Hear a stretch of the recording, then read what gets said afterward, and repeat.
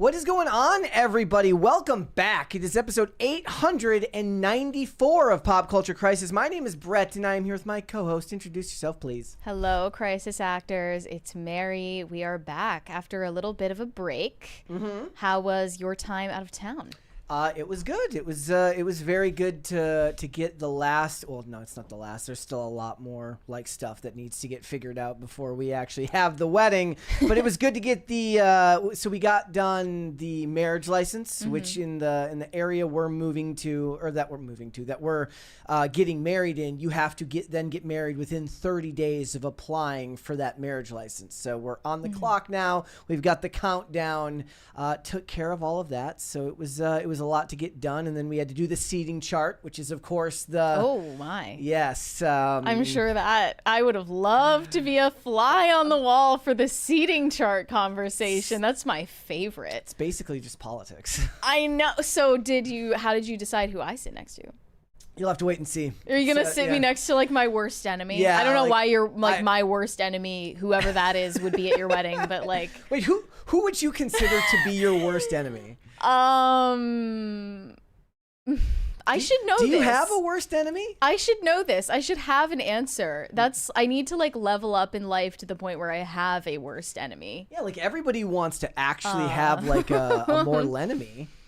Yeah, I guess maybe I haven't gotten to that stage in my life yet. I haven't leveled up and gotten a nemesis, but I am taking arch nemesis applications. Actually, applications are open. Yeah, I found whoever's sending you the most hate on Twitter. Yeah, and I'm gonna sit you next to them. Yeah, well, okay, then I'm looking forward to the drama. Yeah. But that I would have just loved to. Just observe you guys. I'm a dude, so I'm like, can we the put family members and their little quirks and idiosyncrasies you need to manage and negotiate everything. I love it. I'm a dude. I was like, can we just? I love nothing more. Can we assign everyone a number and just use a number generator? Do a raffle. Yeah. Do a raffle. Just grab a ticket out of a hat, and that's where you pay for tickets. You can pay for a chair closer to us. You can pay for priority seating. That would have been great. That would have been amazing. We have a 20 from Weary Traveler. Welcome back, Brett and Mary. I'm glad you returned as I was getting PCC withdrawals. I saw Weapons Friday night and strongly recommend it to anyone who liked Barbarian. 9 out of 10. I was unaware that Zach Cregers, the guy who made it, was the dude. Cregers? That is such a funny name. He was the other dude from The Whitest Kids You Know. Okay. I did not know that. So it was The Whitest Kids that I didn't know until I saw that. Yes, a lot of people are giving very, very high recommendations for that movie, for Weapons. So it did very, very well at the box office this weekend. It beat out Freakier Friday, which to the dismay of millennial women everywhere. Freakier Friday is getting good returns though on their investment. It was a $45 million budget, and most of that went to Lindsay Lohan, and I bet, and it made $45 million globally. And Jamie Lee Curtis. In the opening weekend. Yep.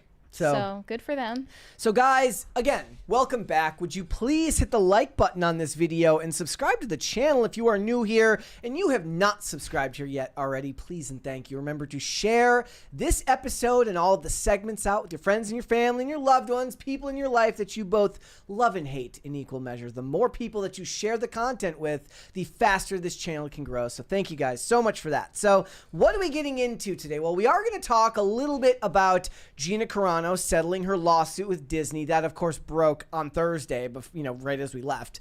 Yeah, well, there were a lot of things going on while we were out of town. So we are gonna. In fact, I want to set a modest goal right now. Okay. Just while we're at it, and we have another 20 from Not That John Stewart. So I just need to become Mary's nemesis to backdoor my way into Brett's wedding. Okay, don't try it. Yeah, sorry.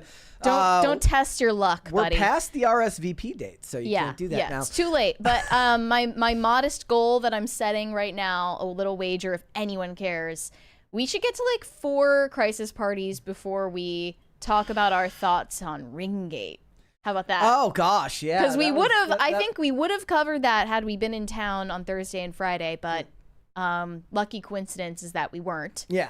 So yeah, if we get to 4 parties, I think that would be a good place to, issue our decrees on Ringgate. Wait, Olivia says, tell And if Mary. you're mentally well and if you're a well-adjusted person with a job, you probably don't even know what we're talking about. Yeah, if you're actually like out there living your life, you're not worrying about Ringgate, which was. What did you? Olivia said, you are with her liberal anti-church aunt, LOL. Oh, and hell yeah. she's obviously not that your worst enemy, but she's pretty close. Okay. Well, I'm excited nonetheless. I saw the rest of it. They're more obviously. It's not that'd be hilarious if it was just two people to a table.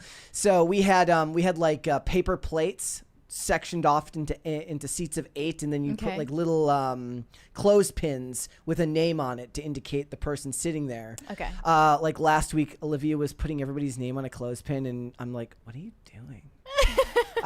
She's like, "It's for the wedding." I was like, "Are we playing some weird game at the wedding?" It was for the seating chart. Got it. So okay. So and I'll tell you more. I remember some of the other names. I'll tell you after the show. Okay. We got other stuff to get into today. Katy Perry is back on her bullshit. First it was the nuns. Now it's veterans. It's war veterans. She is. Or he might just be a military veteran. I don't know if he's serving war. Menace. She's a menace. She is out there ruining people's lives one home deed at a time. We will get into it. We are also going to talk about the absolute societal abyss that is teenage gambling in the culture right now. There was also this story about a family of influencers, the husband of which, it's a very tragic story. I don't know how much we're going to actually get into that because it is just depressing. We will mention it to start with, but this influencer's child died while... she says she's I'm sorry, Olivia says she's kidding. Oh, I was like, I don't remember her being next to her. Look, I've had a feeling it was like half joke, so I was okay with being sat with your liberal aunt. Okay, I'm just gonna say. But yes, we may get into that. This influencer's child died under supervision of his father, who was online sports betting at the time that he died in their backyard. So that kind of shed light on the bigger issue of the prevalence of online gambling, especially with men and especially young men, a lot of whom are teenagers who you would think like they don't even have the means to be addicted to gambling, but this is a huge thing. And who's most affected? Vegas most affected. That's what we found boomers in Vegas most affected. So we've got that, and also there has been another round of sorority dance slop making its way on the internet. Last year it was a sign of the end of days, if you asked right-wing Twitter. This year somehow it has connections to Sydney Sweeney and means OMG, we are so back. Yeah, the vibe shift is real. Happened. It is real. We are so effing back. Worse than porn brain is political brain, if you ask me. And these sorority videos are kind of leaving the ecosystem for which they were intended. You know, like I'm sure these girls in the sororities are thinking like, oh my gosh, why are all these weird Trumpies like posting our TikToks on Twitter and like saying that we're Trump supporters? Like, this is so weird. Yep. They're probably deeply uncomfortable with it. Yep, we got that. We got a bunch of other stuff. You ready to go? Yeah, let's go. Let's go for it. So we heavily covered the litigation between Gina Carano and Disney back when that was ongoing. She was suing Disney for wrongful termination after she was fired from The Mandalorian due to her political views. And it was a double standard, of course, because Pedro Pascal, her co-star, and so many others at Disney have since then and before then been perfectly allowed, given total free reign to be as politically divisive on and off the red carpet whenever they want, as long as they're left wing. And she also came after them for supposedly discriminating against her on the basis of gender, which I thought was a clever ploy because obviously Rachel Zegler's free pass to be political disproves that claim. But she's using the master's weapons, basically. And now Gina Carano and Disney have settled their lawsuit. And people don't know how to feel about it because they were hoping she would really take them to task, go to court, especially given that her lawsuit was funded by Elon Musk. She had the funds to just keep this going past the point where they offered a settlement. But it's why you don't rely on the internet for like moral support, because they want something different than you. Now, I'll be fair, most of the people that I've seen have been very supportive of her winning her case, and others, you know, to be fair, less. were like, she should have kept going. Disney was clearly terrified of whatever was in those emails coming out at Discovery. But if it truly is about her being wronged and not about the culture war for you, if you do actually care that she gets, what's coming to her, what she deserves, then you should be happy that she is happy with the end result here. Well, I feel that it's about both, and it always was about both. You could make the point that Elon Musk getting involved means that it's about the culture war and not just about, especially given that they've never met. She's like this guy that I've never met. She's never even spoken to the guy. I don't even know if it's necessarily that he's funding the culture war. It's literally he's fighting meme lawsuits for himself. Just as a hobby, as a side hustle. So here was the statement issued by Disney after the settlement. The Walt Disney Company and Lucasfilm are pleased to announce that we have reached an agreement with Gina Carano to resolve the issues in her pending lawsuit against the companies. Ms. Carano was always well respected by her directors, co-stars, and staff, and she worked hard to perfect her craft while treating her colleagues with kindness and respect. With this lawsuit concluded, we look forward to identifying opportunities to work together with Ms. Carano in the near future. I will say that is 100% true. The only people that had anything negative to say about her were the harpies behind the scenes at Lucasfilm sending those emails. Every co-star that she ever worked with spoke of her very, very highly. The including Pedro Pascal, who is as woke as they come. Yep. So there was a lot of support for her from the stars. Bill Burr would talk about how she was the absolute sweetest person in the entire world right before he equivocated and tried to talk his way out of picking a side. But the point is, she clearly left a very positive impression on everybody that she's worked with. They did not disclose an amount of money that was involved in settling this. She was suing for such a meager. She was suing for 75 grand. It was a moral crusade. She was not suing for a payout. It wasn't about that. She was suing for, what did you say, 75 grand? Yeah. That's nothing. That is absolutely nothing. That's not even the amount of salary that she lost from losing the role, let alone the amount of reputational damage that they caused her. But she followed this announcement up with some tweets. She said, "The truth will set you free." And then a longer post reads, "I have come to an agreement with Disney Lucasfilm, which I believe is the best outcome for all parties involved. I hope this brings healing to the Force. I want to extend my deepest heartfelt gratitude to Elon Musk, a man I've never met, who did this good Samaritan deed for me in funding my lawsuit. Thank you, Musk and X, for backing my case and asking for nothing in return.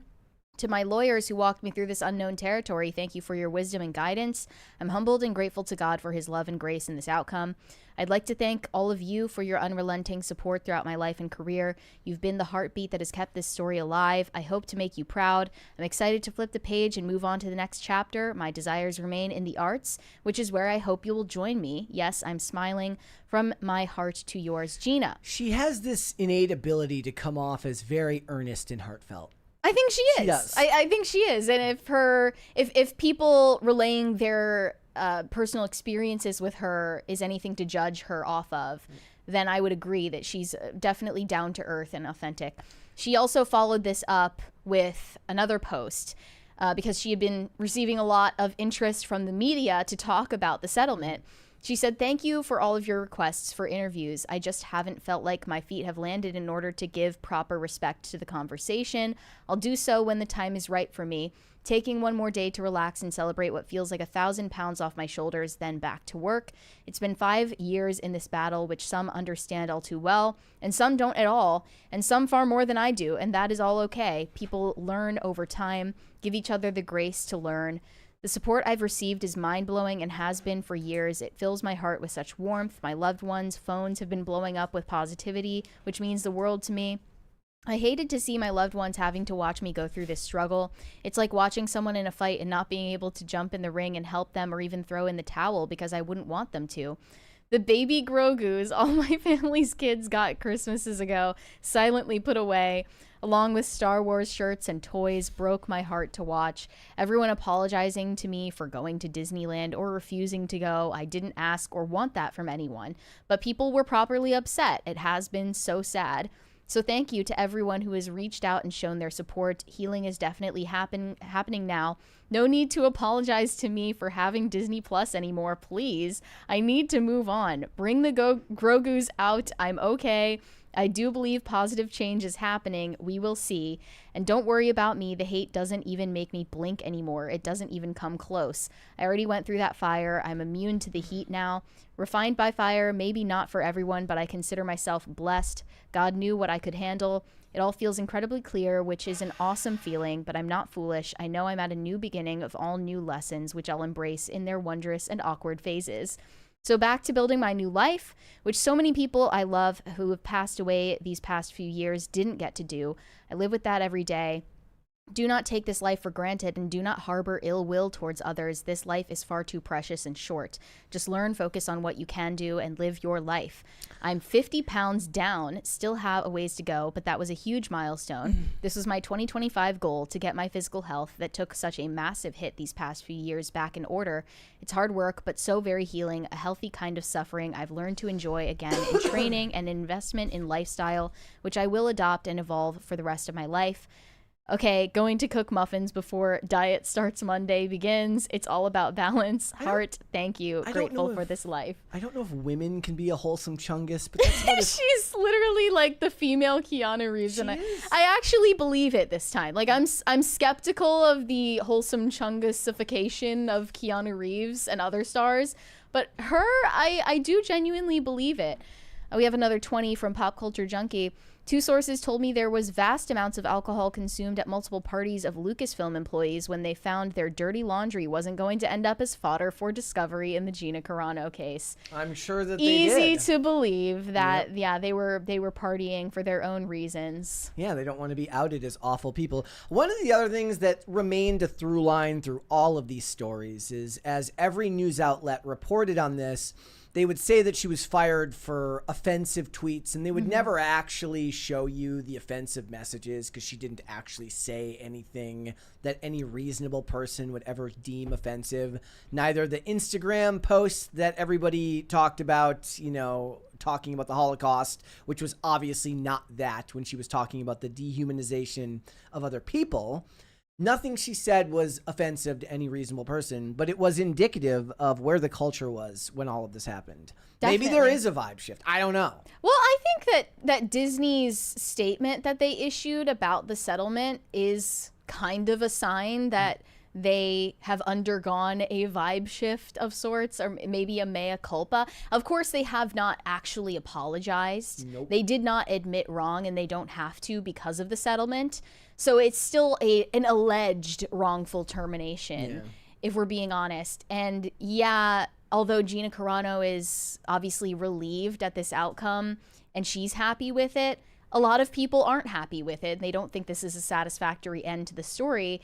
And I think they have good reasons to feel like this isn't justice.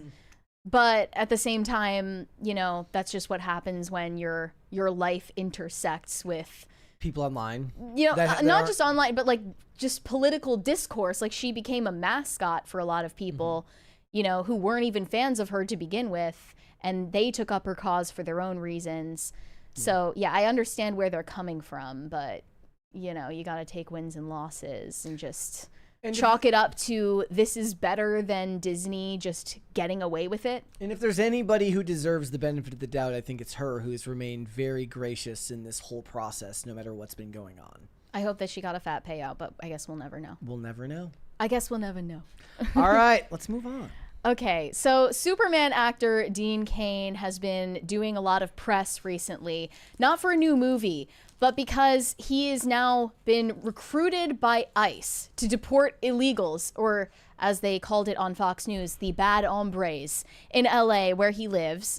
He did an interview with Jesse Waters about this. I don't know whose idea this was. I'm guessing that ICE probably reached out to him because he was commenting on the new Superman movie with the media. He did an interview with TMZ about the politicization of David Corenswet's Superman portrayal and how James Gunn was calling it an immigrant story. So this is his way of pushing back on that rhetoric and, you know, reclaiming Superman as an American hero, not as an immigrant story. Olivia, I don't know if you're watching still, but if so, like, should I sign up for Are they just gonna recruit anybody now? Like there was some really funny videos where they were like, look at how short everybody that's getting deported is. So maybe I can be the short person that can help deport the short people. Well, let's take a look at Dean Cain's interview with Jesse Waters. Here we go. Oh, Dean Cain joins me now. All right, so this is kind of a big deal for you and your career. What are you going to be doing at ICE? Well, let me go back a minute here, Jesse. This is all your fault, by the way. And I'll explain why. Because I put out a recruitment video yesterday. I'm actually a deputy sheriff, a sworn deputy sheriff, and a reserve police officer. I wasn't part of ICE. But once I put that out there and you put a little blurb on your show, it went crazy. So now I've spoken with some officials over at ICE, and I will be sworn in as an ICE agent ASAP. So they'll have 80,001 recruits for their 10,000 positions. Well, they can't have a better guy than Dean Cain. Well, because they removed the age limits. You can be 80. I have no idea what the actual. If they soften the age limits. I think he's 59. I think I saw. If you could look it up. Are you going to be hopping out of ICE fans and apprehending guys? I will do whatever Director Lyons wants me to do. Yeah, he's 59. If that's what it takes, absolutely. I somehow doubt I'll be in that position, but I would be there in a heartbeat. These brave men and women need someone to stand up for them. So rarely, these days are we seeing that. Someone like Daniel Penny stands up, he gets vilified.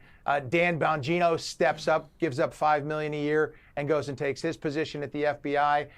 This is the kind of thing where people have to step up. I'm stepping up. Hopefully, a whole bunch of other former officers, former ICE agents will step up, and we'll meet those recruitment goals immediately, and we'll help protect this country. He went on to say, we have a broken immigration system. Congress needs to fix it. But in the interim, Trump ran on this. He's delivering on this. This is what people voted for. It's what I voted for, and he's going to see it through, and I'll do my part to help make sure it happens. I would be remiss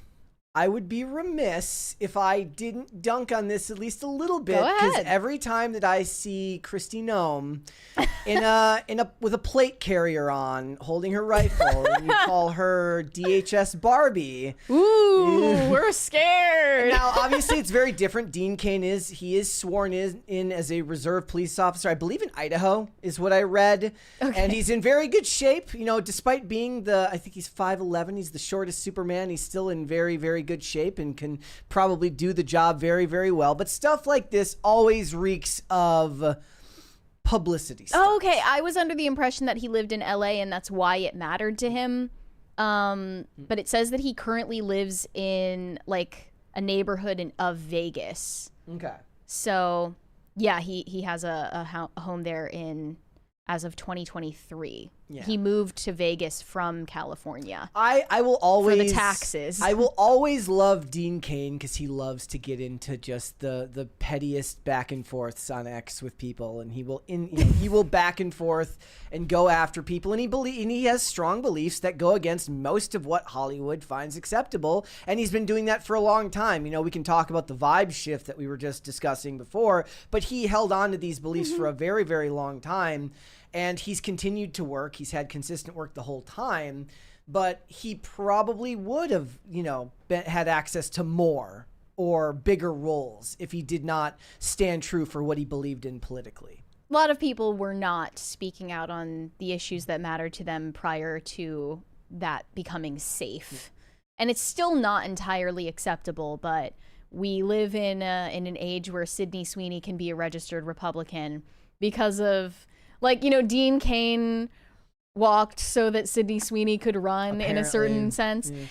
And speaking of petty back and forths, John Leguizamo threw his hat in the ring. He's wearing a very large hat. No, it's not a very large hat. It's just sideways. Oh, it must be the focal length here. Yes. But he's wearing this sideways snapback in an Instagram video, calling out Dean Cain. And he said, "I got one word for you, loser." What kind of loser volunteers to be an ICE officer? What a moron. Dean Cain, your pronouns are has been. Got him. My favorite part of this is Brian Krasenstein says that he totally destroyed Dean Cain. Can we do away with the hyperbole? I'm not even saying that, that John Leguizamo can't win in some Twitter beef. Can we do away with the absolute hyperbole of all of this? Some of the comments. He's Temu Superman. My favorite part he's about... such a pick-me girl. My favorite part about John Leguizamo is he's one of those guys who said so many insane things that I can't remember any of them. They all it's kind of like Wendell Pierce and some of these other actors where I know they've said stupid stuff, but I like their work, so it doesn't matter. It's never affected me. I will always love him in Super Mario Brothers, and I will always love him in the John Wick movies. That's fine. It's fine. But has and been, that's friendly fire on your own side. Or never was. Yeah. I think one of the comments... Dean Cain responded... He said, I like John as an actor. Very talented. How magnanimous of Dean Cain. Yes. I think one of the comments that we dragged John Leguizamo for maybe a couple of years ago was him claiming that Latino actors have to play villains. Yes. And that was because they're stereotyped? And that was right as Violent Night came out, where he did in fact play a villain. Yeah, so it's like, do you think that it's a demeaning thing to play a villain? Yeah, well, I mean, I've said that to you in the past, that they are very conscious about the race they cast for good guys and bad guys, and that is something that they think about. Right. Like back in the day, I think one of the reasons that nobody ever thought about white guys being the villains in all the movies is because white people played the majority of the roles in all the movies and all the television shows. But then what people felt is as movies got more diverse, the bad guys did not diversify in the same way. And he also is constantly talking about how Latino actors are underrepresented in Hollywood, which, if you look at the numbers, is actually true if we're talking about matching the demographics of the United States, but he is a perpetual victim. So this person, Marlo Stern, says Dean Cain's Japanese grandparents were imprisoned in an internment camp in Idaho. Dean Cain says, yes, I love this country despite its past mistakes. How can you not love an evolved king? Asian king. He also, last year, this was, I think, the last time that we talked about John Leguizamo, he put an ad in the New York Times print paper, a full page that said, America is better when it's inclusive. It's more profitable. It's more creative. Let's not give up. I'm still woke. Are you? And it was an ad that was urging the Emmy voters to support non-white artists and promote equity in award nominations. Yeah, equity should be nowhere near the idea of winning something. So he's proudly woke, and he wants you to be woke too. In fact, I think we didn't get to this. This was only last month in an interview he did with Bill Maher. He stated, there's no ultra woke. They're not woke enough for me, leaving Bill Maher visibly stunned, underscoring Leguizamo's self-identification with progressive causes and his belief that current efforts towards inclusion remain insufficient. Yeah. It will never be sufficient for John Leguizamo. John Oliver also got involved and said that there's no need for Dean Cain to wear a mask as an ICE agent because there's effing zero chance anybody will recognize him. They're so mad. They're so upset. What has he been in since? He directs a lot. So my favorite thing that he's been in has nothing to do with Superman. He played Sam's crazy billionaire boyfriend in the show Las Vegas, or I'm sorry, ex-husband, who is basically a stalker, and it's the most early 2000s thing ever, where if you saw it now, he'd be coded as kind of evil. But in the show, it's aw shucks, he shows up everywhere she is. Aw shucks, he's so obsessed with her. He's definitely creepy, and he ends up being a good guy in the show, and I love that. But he does a lot of directing now. He did God's Not Dead, things like that. He did. He cannot be forgiven for that. In a lot of religious films and stuff like that. Dean Cain, I will never forgive you for God's Not Dead. That was a terrible movie. He's he works in a lot of stuff, and he's kind of like Kevin Sorbo. They're always working. It doesn't the difference is they're not working on the biggest budget movies, but that's not the point. Most people in Hollywood, any working actor will tell you that if you can go to the front of their IMDb page and the top credits before it hits see all only goes to next year or to last year, they're working a lot. And that's the mark of a successful actor. It sounds like his heart's in the right place. I agree.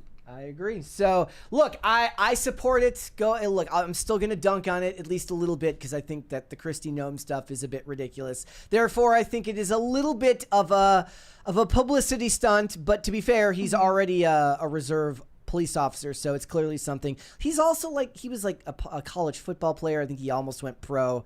Dude can get into it if he needs to. Well, we also need to get those deportation numbers up because it's kind of a joke right now. So maybe Dean Cain can remedy that situation. All right, let's move on. Millennials are being taken to task for their contributions to the culture over the 2010s when they were in their heyday. And one of their biggest contributions is now dubbed Stomp Clap Hey music. And this is something that I think we talked about maybe a month ago when we were discussing an op-ed about how millennials can't accept that they're not cool anymore. They can't accept that they're not the youth generation anymore. And a big sign that they are now officially old, they're officially unk, is the fact that their cultural heyday is being dissected. Like there is a digital autopsy being done on their footprint in the culture. The millennials all had their suspenders in a twist. This guy, it kind of became the mascot for the millennial hipster generation. In this tweet from 2021, this is where the term stomp clap hey has originated. It says, remember this genre of music from like 2011? I like to call it stomp clap hey. That shit sucked, LMAO. And ever since then, people have taken that and ran with it. There's now this content creator named Kyle Gordon who he just like incessantly mocks stomp clap hey music. He's actually made parody stomp clap hey music that has gotten more plays than a lot of stomp clap hey music from the 2010s. And you might recognize his song, We Are Young. There's a fire in our souls. I know this song. We go big or go home together.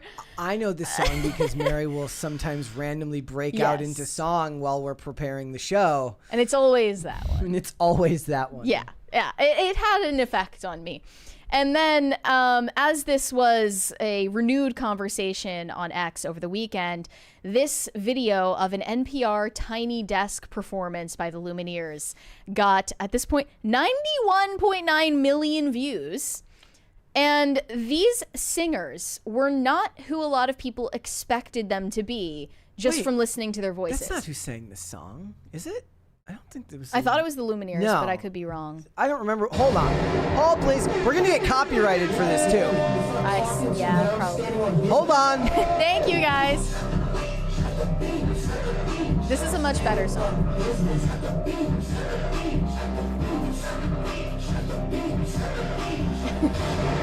Okay, that's All right, one down. This is 3 to go before Ringgate. Unless this is, yes. If we get to 4 crisis parties, we will talk about Ringgate. Again, I don't think this was the Lumineers because this doesn't sound like a cover, but maybe I'm wrong. Okay. Here we go. And you said that the big issue here is that people thought they would look differently? They thought that they were going to see like some really well put together twee hipsters like Zooey Deschanel and New Girl. Okay, and what they saw was a woman basically wearing a drug rug with a buzz cut. Yeah. Alabama, Arkansas, I sure love my mom and pop, not the way that I do love you. Holy moly, me oh my, you're the apple of my eye. Girl, I'll never love another one like you. Oh, it's Home by Edward Sharpe and the Magnetic Zeros. Yep. Okay. Man, oh man, you're my best friend. I dream it too, there's nothing else. There ain't anything we need. Ripped this stream to be copyrighted. Every pumpkin pie, chocolate candy, Jesus Christ, ain't nothing please more than you. So anyway, this is now being called the worst song ever made, which is slander. It's a good song. There's nothing wrong with this song. I do have a traumatic memory of a school assembly in middle school where they wanted everyone to sing along to this song for like school camaraderie, and I hated it. Vanessa Santos is in the comments down here. She says, I hated this song when it came out, and I hate it more now. Millennial hipster anthem from the fiery pits of hell. Another response Go off, said, Queen. I disagree with you, but it's a shame that this song exists outside of the moment it belonged in, to be judged harshly by a cynical and sarcastic world that can never understand how magical it is to fall in love with a chick who kind of looks like a small dude. I mean, but here's the thing.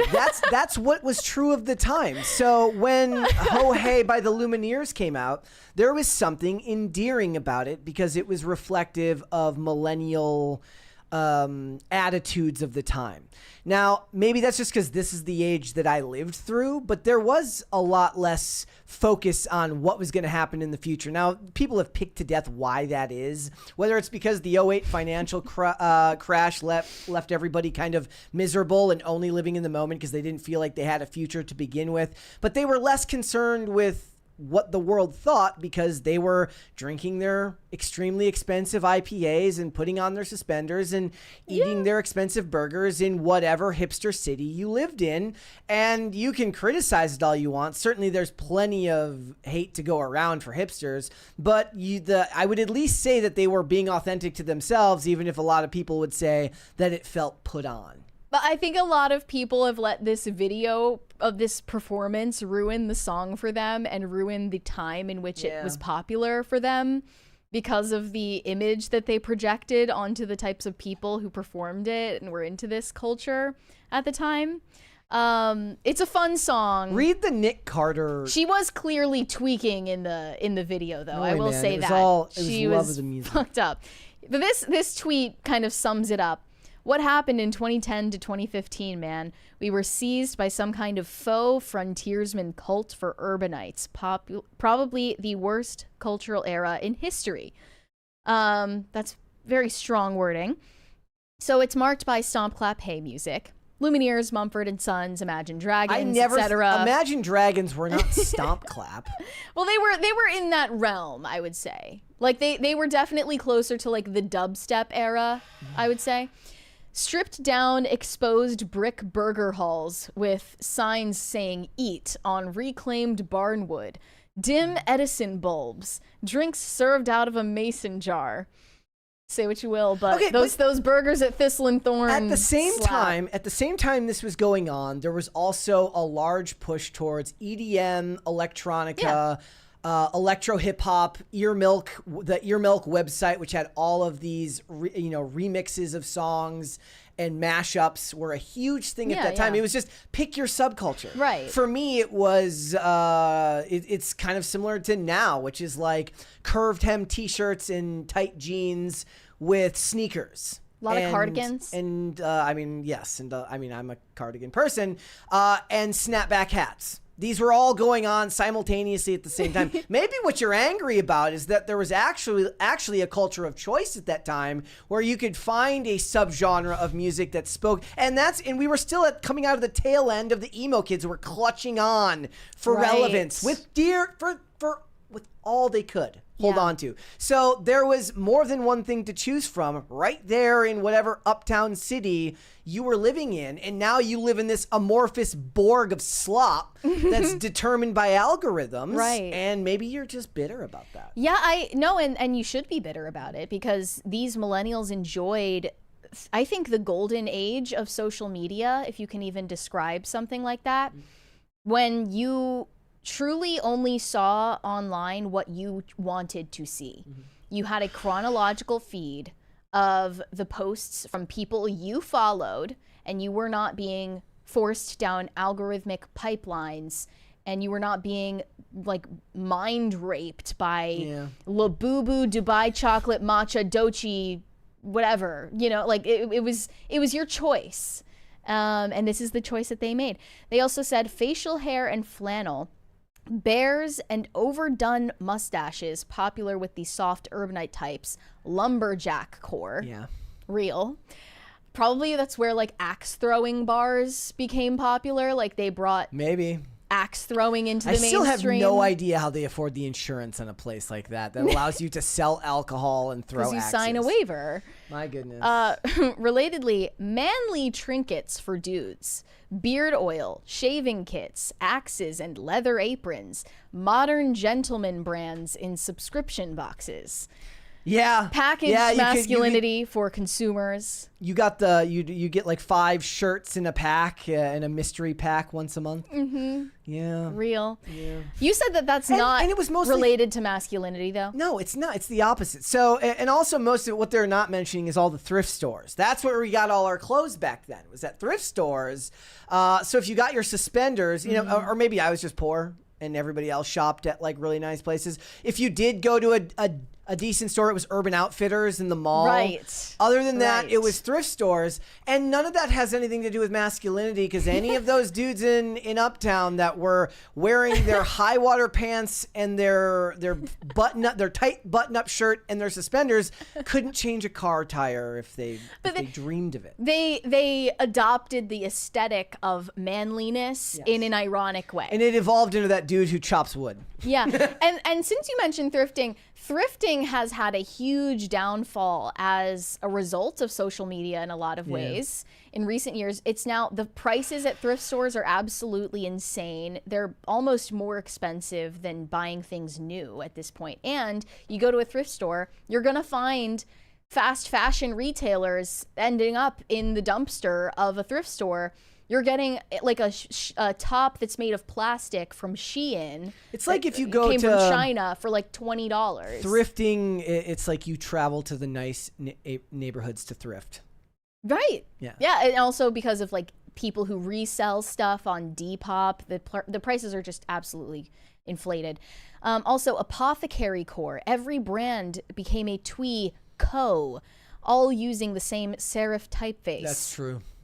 I'll give them that. That's still lives on to this day. It's on the hats. Yeah, and the wide brim hats. Yep. Heritage, liquor, and accoutrement. Whiskey as a personality trait. Elaborate glassware setups. Okay, so that kind of goes with the aesthetic of manliness. My pushback would be that all of that stuff did exist, yes, but analysis like this was kept to like Tumblr and other such embarrassing websites. When people still had shame. Yes. About being on Tumblr. Yeah. And I do want to show another NPR Tiny Desk performance, which doesn't exactly fit into this subculture. It's well after Stomp Clap, but I think what you're about to see, this is an artist called Hobo Johnson. What you're about to see is sort of the offspring of Stomp Clap Hey, which is more like spoken word poetry. Okay. This is maybe the worst Tiny Desk performance in history. Okay. How are you? How's your life? Oh, you got a man. Are you in love? If so, type. Is it just platonic, strictly just as friends? Or the type that ties you two together till tomorrow's end? If it is, disregard every time I call you pretty. Though it's meant sincerely, it's just my imagination drifting. And brush me off like the dirt on Jay-Z's shoulder. So I fall to the ground, collect myself, and get ready to take over your heart. Or at least your spare time. And I love the thought of being with you. Or maybe it's the thought of not being so alone. The second one's way sadder than the first one, but I don't know. I love the thought of being with you. I feel like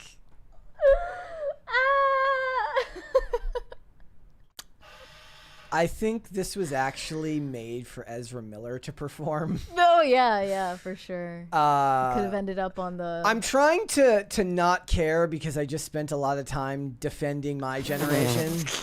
So I guess my point would be that it's your job to defend this, not mine. This guy isn't a Zoomer. This is from like 2017, I think. Oh, so gosh. He's a millennial. My favorite. The top comment says this is millennial. Mac Miller, right?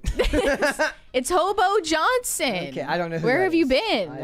I don't know who that is. He missed the train for sure. Believe it or not, that is not the cringe of the day. No, that is not the cringe of the day. But it's pretty close. You know what it was? It was basically just really bad slam poetry added to music. Remember when we were kids and we would throw glue sticks on the ceiling? Because what was she gonna do?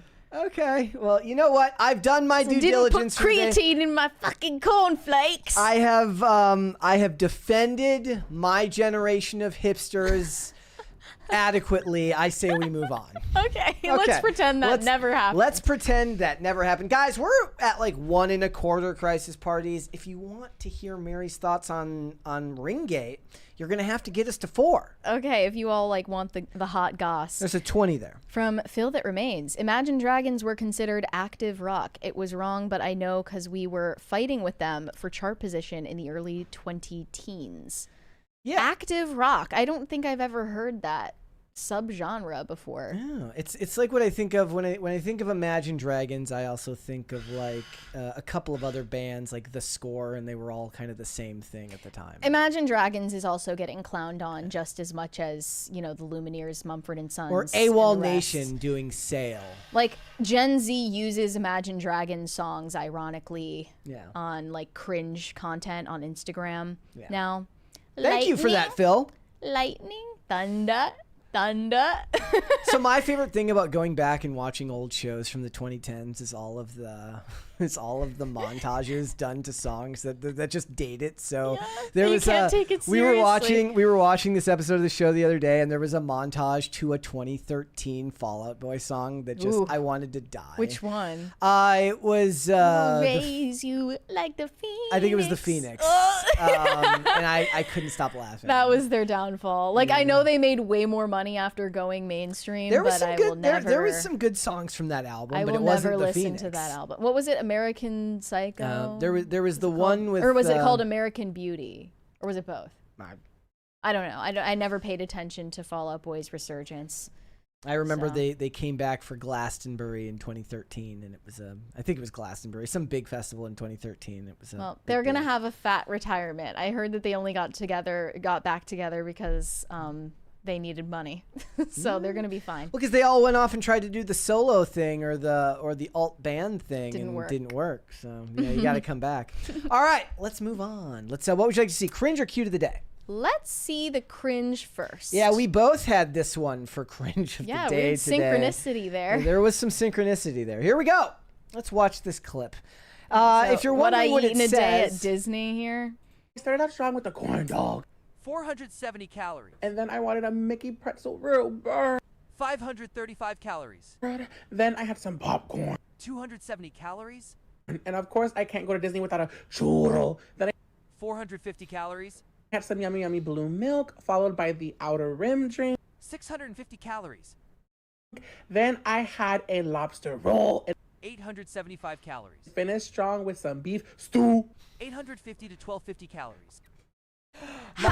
my favorite part is she knows that it pisses people off when she does the eye roll thing, but it's her brand. Yeah, it's so bad. It's so bad. But why do you need to narrate your what I eat in a day like that? There's another chick on TikTok who does what I eat in a day at my corporate job, and she's morbidly obese.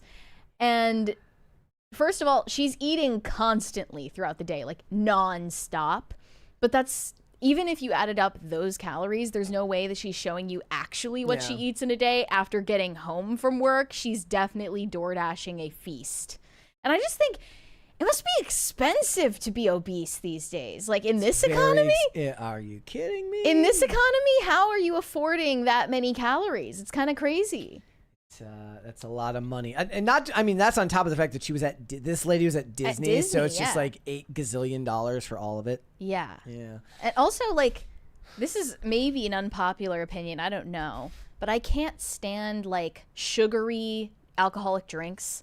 I have to like barter with people. I have to like force bartenders to tell me how much syrup is in a drink before I'll order it. I'll just be like, give it to me without any syrup. So That's disgusting. What is your drink of choice? A gin and tonic, but I did issue this warning to anyone who has gin and tonics on the regular.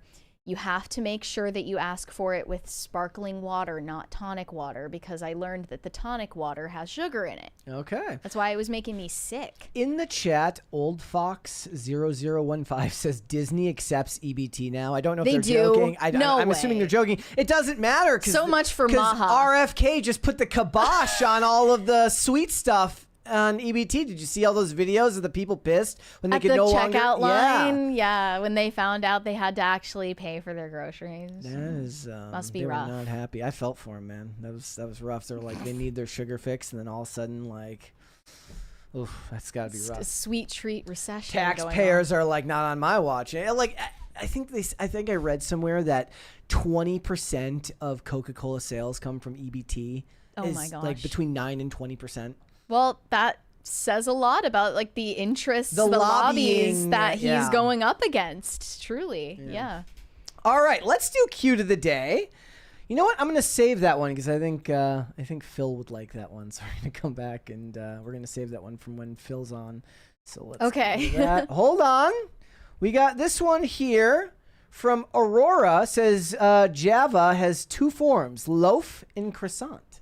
Oh, I love those names. Very cute. The eyes are super wide. love black cats. That middle finger is rude, though. Why are you flipping us off? What middle finger? The person right there in the shot. Oh, I thought you meant the cat was giving. No, the the middle cat's finger. not giving That us a didn't middle even finger. register to me. Yeah. All right. Okay. That is very cute. Remember, guys, if you would like to brag about your pets, you can have them featured on here for Cute of the Day. Just tag me on X in the post, hashtag PCCPets with pictures, please no videos. It eats up all the memory on my computer. With pictures of your pets, perhaps tell a story like that, and we can feature them on here. All right, let's get started. Katy Perry is back on her BS. It's already not a good year for her, but she has now made it part of her brand to allegedly extort elderly, mentally disabled people out of their homes. Most recently, a disabled veteran who suffers from Huntington's disease. His name is Carl Westcott, and he is a multimillionaire founder of 1-800-Flowers. So I'll give you the backstory. Back in 2020, she purchased this man's $15 million mansion from him.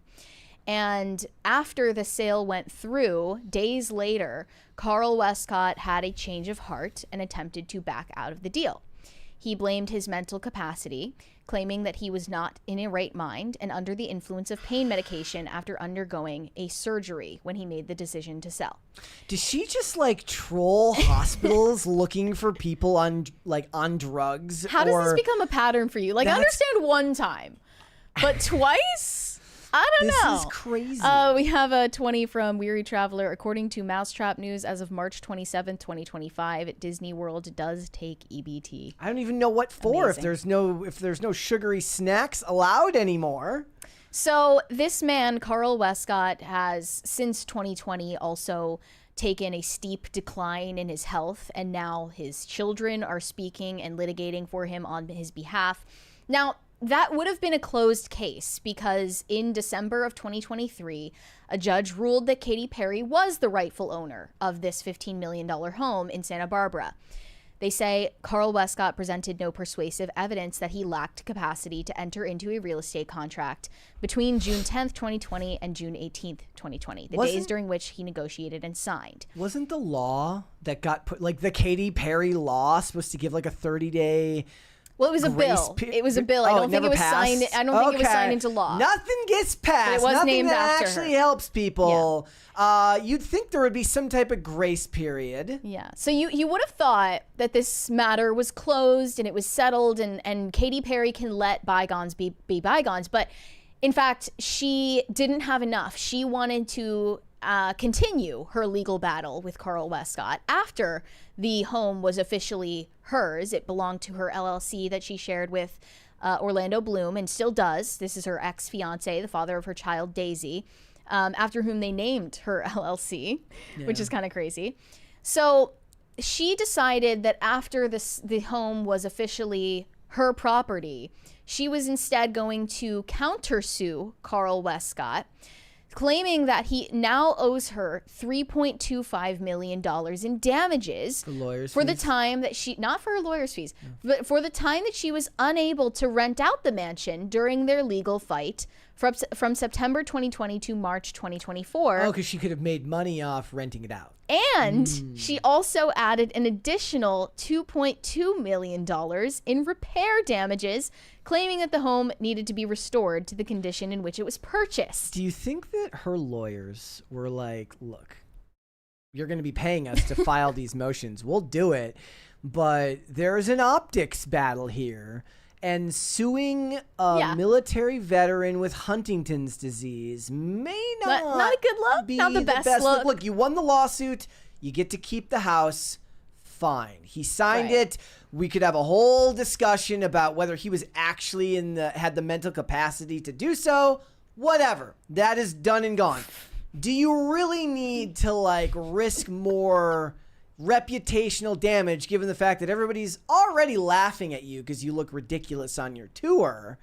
Like, do you really want to sue a military veteran with Huntington's disease? Now, I guess it doesn't matter because people hate rich people. So I already saw somebody in the chat say worth $15 million, all sympathy gone. So because the guy has money, suddenly it doesn't matter. They're both rich. They're both rich. For the record, Katy Perry is much more wealthy than Carl Westcott. Yes. I don't think that's a reason why anyone is morally, bankrupt just because they're a multimillionaire. No, but people are saying, "Oh, I don't care anymore because he was also wealthy." Yeah, that's if he was stupid. poor, they would That's suddenly stupid. care a lot, but they don't because it's not about the principle Right. of the matter. I just think that the whole thing is unbelievable. It's this weird mixture of it's not funny because the guy has Huntington's disease. That's horrible. But at the same time, this keeps happening. Oh, but her lack Nuns in the hospital. Her lack of self-awareness Yes. is very funny. Yes, it is. Actually. So She's just a really bad person. she's now set to go to court against Carl Westcott for this countersuit in August, and the judge has ruled that her ex-fiance Orlando Bloom is not required to testify, even though he's named as the manager on her LLC, even though he's a co-owner of this home, even though he was deeply involved in the litigation prior to their split this year. I think that she's just post-breakup, fully crashing out, needs to like let exert out her power and control. outrage on somebody. In the chat, Donald Johnson says, her next release, I sued a vet and I liked it. We joked about her rolling into court with a JBL speaker, and she's like, "You change your mind like a girl changes clothes." Yeah, you're hot and you're cold. Yeah, so now New York Post has interviewed Carl Westcott's son, who is speaking on his behalf because he is so degenerated from Huntington's disease. He's literally bedridden. He needs his son to advocate on his behalf. So here is some choice words from his son, Chart Westcott. He said that it was an injustice that Orlando Bloom would not have to take the stand, saying that Orlando Bloom was in charge of repairs for the home, and in addition to that, he's on the LLC that owns the house. He should have to testify. It isn't about trying to drag him into it. He's already in it. This is ridiculous. It's funny to me to think of like famous actor Orlando Bloom walking around and doing the home repairs himself though. Right. He said that his understanding of the ruling is that the door is not closed, and the Westcott's family representatives have shared that their lawyers plan to fight with a potential new motion regarding Orlando Bloom's testimony. Do you think this is like the kids? I've seen multiple people in the chat say the kids are trying to angle for a better deal. Do you think this is driven by the kids? I don't think that they have anything to worry about in the money department as the children of the founder of 1-800-Flowers. I think that they have a good reason to fight back against Katy Perry in this set of circumstances. I could have used him over the weekend. I had to bring flowers to the bridal shower. I could have called 1-800-Flowers and had them delivered. Regarding the ruling to allow Orlando Bloom to stay out of this mess, he said, "I wasn't surprised and I understand the judge's desire to avoid media circus, but the reality is everything these two people do is in the media, and just because they have media attention doesn't excuse them from the obligations that the court can put them under, and it shouldn't. That's a two-tier celebrity privilege standard, and that's not okay." So he went even further in his comments in this interview about Katy Perry and her lack of moral character. He said, They won't go down without a fight. Katy could have walked away at any time with grace and humanity. Instead, she has chosen to fight a dying man in court, all for money. That's who we're dealing with here. He is bedridden. He has late-stage dementia and Huntington's. His ability to speak ebbs and flows. Some days are better than others. He's stable, but it's declined. We have thought he could die any day for several years now because of how much he is just withering away. There's no argument to justify what's happening from a moral perspective. This is the exploitation of a man whose mind and body are basically shutting down, and he's being dragged into court. He's literally bedridden and can barely speak. That's been the status for over a year. He's spending his days in a hospital bed, and Katy Perry is spending her days trying to get his money. Here's what makes me so mad, though. Her public image, she tries to couch it as empathy and compassion and all these bullshit words that are not who she is. Her fake compassion, her fake empathy, it's all bullshit. She's a greedy bitch. That is a quote. I feel like his lawyer should have stopped him from saying this. I was like, damn, like you really just said that out loud. Like this could be used against you. He said his ideal outcome would be for the judge to tell Katy Perry she gets no damages, to pound sand, and she never should have done this in the first place. I just can't believe she hasn't even apologized. She hasn't even said, sorry, we're putting you through this. It's disgusting. Avoiding accountability for her immoral choices is basically a hallmark for her. She's essentially a giant spoiled brat, to boil it down. She's never had to grow up, so she doesn't realize. I'm not excusing her, but I don't think she fully understands the moral consequences of her actions. She is not fully developed from a moral perspective. And the greedy bitch line really is I just the cherry feels on like top. it seems like a risk when he's going to have to go to court and this stuff's going to get brought up. And one thing that he clarified to the people who think he's in it for the money is that a significant portion of Carl Westcott's estate is actually marked to go to charity. And instead, that money is going to end up in Katy Perry's pocket. Literally, money that could have been donated to the charities that Carl Westcott chose in his will instead be spent paying out to Katy Perry if she wins this countersuit. So he's saying, like, I'm not even in this for money that would go to my inheritance. Yeah. Not all of it is supposed to go to the kids. Yeah. So he seems to be standing on business, from what I can tell. And there were a few people defending Katy Perry over this, which I did not expect, saying like, you know, a deal's a deal. I don't know. I mean, did those people know about the guy's diminished capacity? They did not name his disease in the headline, so maybe they could. That's my guess. Ignorance. My guess is they're like, look, well, you know, just pragmatically, he's old, you know? Signed the contract, so a deal's a deal, right? And that I saw those posts as well, but I'm guessing those people may not have seen the stuff about heavily on, you know, medication and deteriorating from Huntington's disease, and at the time of the sale, recovering from a major surgery. Imagine being her lawyer and being like, again? Right? Like, I just got you out of the lawsuit with the nuns. Busy. This kind of coverage is obnoxious. The guy, veteran or not, sold Katy Perry his house, then changed his mind and tried to undo it. That's not how contracts work. Expecting someone to honor a deal isn't about being a giant spoiled brat. It's called being normal. Give me a break. Another person said, Katy Perry has all the right to sue. I'm sorry, but being old and battling with disease doesn't make you right. Okay. It doesn't mean that what she did is illegal, but it definitely makes it morally questionable. At the very least, it calls her, you know, like who she is into question. Right. Yeah. And she has gained a reputation for this. The most infamous case is when she was involved in a legal battle with a bunch of nuns when she... and Mary took exception to that. Yeah. She had a legal dispute over the sale of a convent in Los Angeles. One of the nuns that was in this battle with Katy Perry back in 2018 literally collapsed and died in court during a post-judgment hearing on the case. Her name was Sister Catherine Rose Holtzman, age 89. And this was literally her last... Like, her last words were admonishing Katy Perry for extorting nuns out of their property. You know what, Mary? Katy didn't make her 89, so it's fine. It's not her fault. Yeah. And other Katy Perry news related to the Blue Origin space launch. That's the real thing here. An astronaut did this to a flower salesman. How dare she? How dare she? I was just delighted to learn that Mariah Carey had no idea that Katy Perry went to space. Mariah Carey's kind of my... she was like, you're telling me this for the first time. Mariah Carey's kind of my spirit animal in a lot of ways.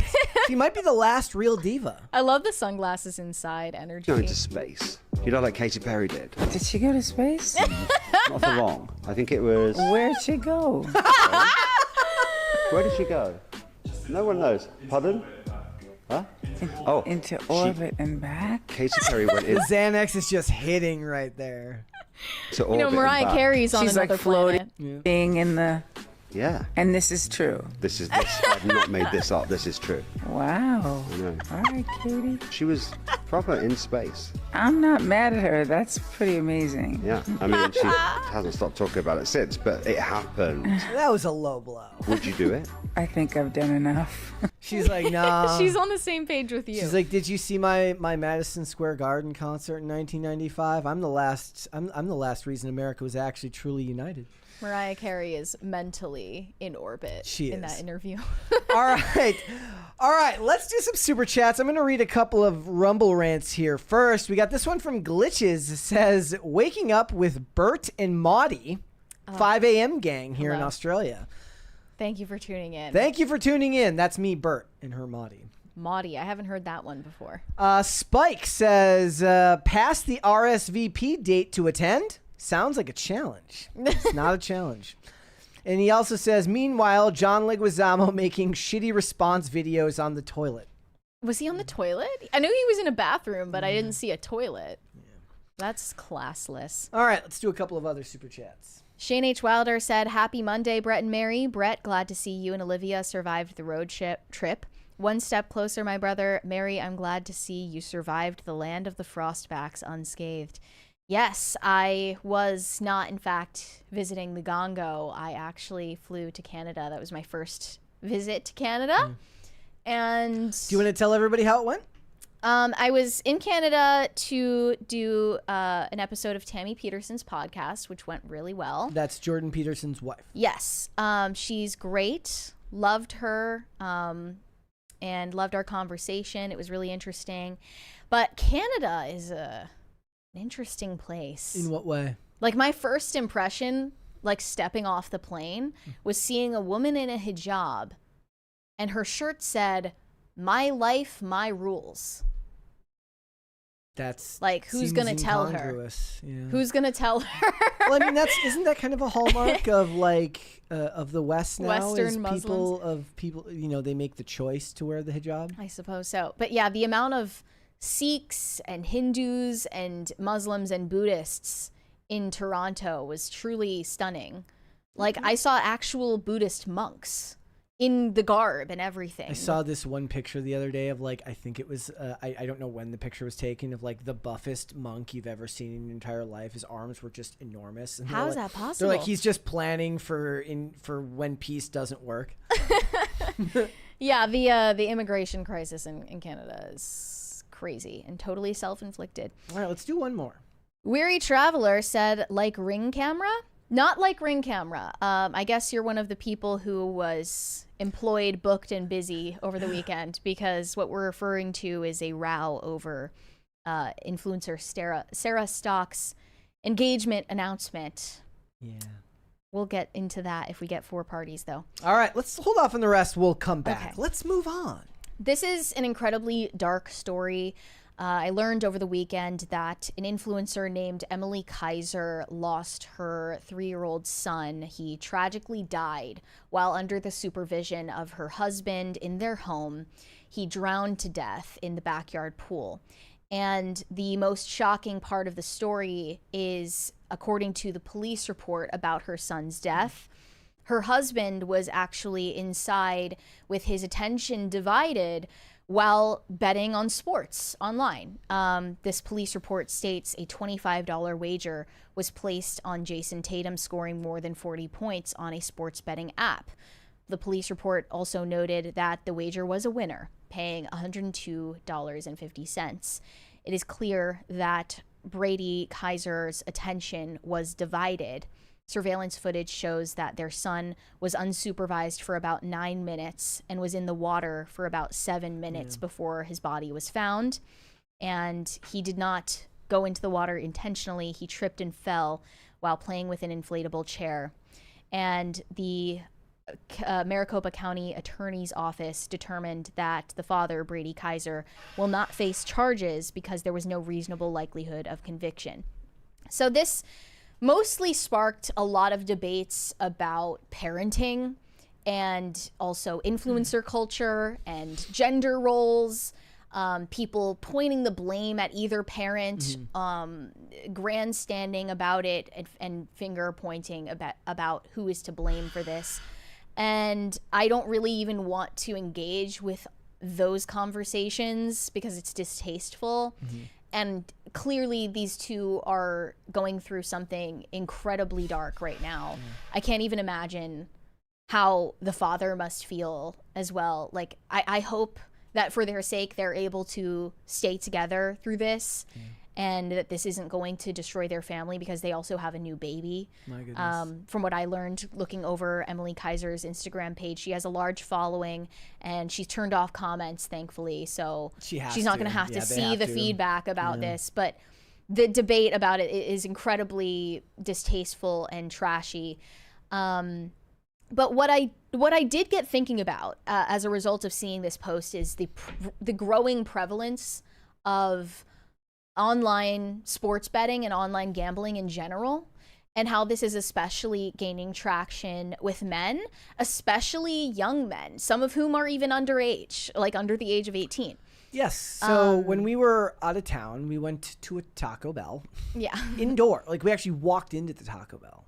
New territory. Interesting. Interesting choice. Late at night. And so we were waiting for our food to be ready. And there was a group of like 4 high school boys at a table this Friday night. And they were talking of nothing but sports betting the whole time. And all I could think about is like, where do they get the money? Because you said that they were visibly they had to be in high school. If they were not adults, and it was crazy. I was like, where are they getting the money to gamble? Like, we are cooked as a society, and this has been a big discussion that's been coming up lately because Vegas is falling short, and nobody's going to Vegas anymore, and they're the articles are blaming Gen Z. And Vegas has been integrating sports betting, since it became legal, but people aren't going to the physical casinos in the same numbers that they were 20 years ago. But at the same time, I've gone to the casino out here, like, just to tag along with people. I don't gamble, but like to tag along with people. And it's full of people looking like zombies, walking from, like table to table, area to area, looking completely out of it. So I don't know if I buy that universally it's gone down in popularity, but perhaps Vegas as a destination rather than just your local casino is very, very different. But the access to now be able to just remember, we watched the video of the guy, maybe it wasn't me and you, but the guy who's like, my ability to have dinner depends solely on whether I win my sports bets, and he's like, yikes. It was like a comedy bit. But the point is that it's indicative of something that's actually happening, because the best satire plays on things that are real. Right. What were they talking about? What is there to talk about in regard to their online sports betting? Like points per game for specific players, how much they bet, why they didn't bet more, why they didn't. They were bet like less. comparing notes with each other. Yeah. Yep. That is crazy. Yeah. And it's like, at the end of the day, you're eating at Taco Bell. So. Well, they're in high school. That's what you do. You eat at. That's not indicative of anything for them. They're in high school, and it was late at night. That's where you're going to be. I'm just saying, like, you're not getting rich off of online sports betting, but that is wild that moment converged over the weekend. Well, because the thing was I was reading the articles about it, like on the when we got into town, like I was just your brain never turns off. You're always kind of looking for stuff to talk about at work, and it was just like I don't know if the Gen Z's to blame. I mean, traveling is expensive, life is expensive, people don't have any money, but those articles mentioned online sports betting being a reason why people don't have to feel that need to actually go to a physical casino anymore. Well, what you said about the casino here, it's true, but when you walk in the casino, you're going to see basically all baby boomers. All of the people at the slot machines are baby boomers. It's just a sea of white hair and canes. I mean, I see plenty of people who look like they're in their 40s. Maybe I would say the majority of people that I see gambling in real life are probably past retirement age. Yeah. Whereas Gen Z, they have a casino in their pocket, and it's really becoming a menace. And partly, this is to blame for the fact that Las Vegas tourism revenue is sinking. The New York Post published a piece about this, saying that younger Americans could be to blame. And yeah, contrary to popular belief, it's not because Gen Z is taking some sort of moral principled stand against gambling. No, they're just doing it at home. It's like when they say like Gen Z's not drinking. It's like, yeah, it's because they're vaping and taking Adderall. Yeah, it says since June, Las Vegas tourism revenue is down 19% and down 20% in July so far. International travel is down 13%. And one response said, it's not just that Vegas is expensive. The reason Vegas will be a Z-tier destination is in the not too distant future is because young people prefer to gamble on their phones via apps or by buying meme coins. They aren't into slots and showgirls. Vegas dies with the elderly. Another take said... I did buy $1 of Mudang coin. So you kind of fell victim. And got no return on my investment. Young people basically live in a slot machine economy. Meme stocks, AI-driven labor markets, dating apps. All of this is rolling the dice and hoping a random algorithm makes you win something. A girlfriend, a job, a windfall. It's loot. It's just a loot box. Yeah. Life is a loot box. Life is a loot box. Life is a box of loots. And I also saw some worrying stats on a survey of Americans who have placed a bet in the past 6 months. It says 25% have been unable to pay a bill because of gambling. 30% have debts they attribute to gambling. 15% have taken out a personal loan to fund their wagers. 52% say they carry a credit card balance from month to month. 25% worry that they can't control their gambling. 21% say they have verbally abused an athlete, either in person or online. This is hacking people's brains more than we realize and more than we talk about. When you lose, you get irrationally angry at somebody who didn't do anything to you. You did it to yourself. Exactly. And this, of course, has a particular appeal to men more than women because they are less averse to risk-taking. They also have a higher sensitivity to short-term reward seeking. So getting a win on one of these gambling sites has a stronger dopamine reaction in a male brain compared to a woman's brain. And it's especially effective on young men who are even less averse to risk than older men. And it's crazy that that's legal for children. And also I see all the time just mainstream YouTubers or influencers who take brand deals with DraftKings or these other casino apps. Like this is, I mean, that's what's happened to all of sports. Like baseball is just all DraftKings and sports betting, and they do all of the sponsorships for these companies. Because like we're way past the point where influencers or YouTubers are going to get any pushback from their audience for taking brand deals that are questionable.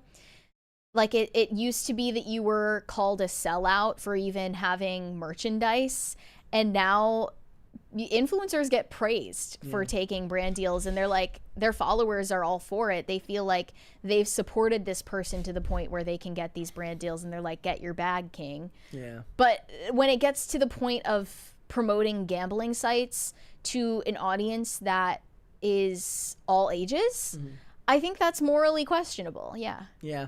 It is. I did see recently, I was going to make a joke about Pete Rose not being allowed to be in the Baseball Hall of Fame, but I do believe he is now eligible to join the Hall of Fame, and it would be hypocritical for baseball to go all in on sports betting and keep Pete Rose out of the Hall of Fame, because I believe, somebody can correct me if I'm wrong, he only placed bets on his own team or other teams. He never tried to shave points or bet against himself. Wow, this is insane. The total amount bet on sports in the U.S. in 2018 was $4.6 billion, compared to $150 billion in 2024. Yep. Because of the legalization. Yep. A quarter of men and 12% of women now bet on sports 3 or more times per week. Yeah. 3 or more times per week. That's insane. Yeah. Like that's basically a whole side hustle at that point. Not to mention 70% of college students living on campus bet on sports. Not to mention people deciding to put in bets as to what color dildo will end up on a WNBA court next week.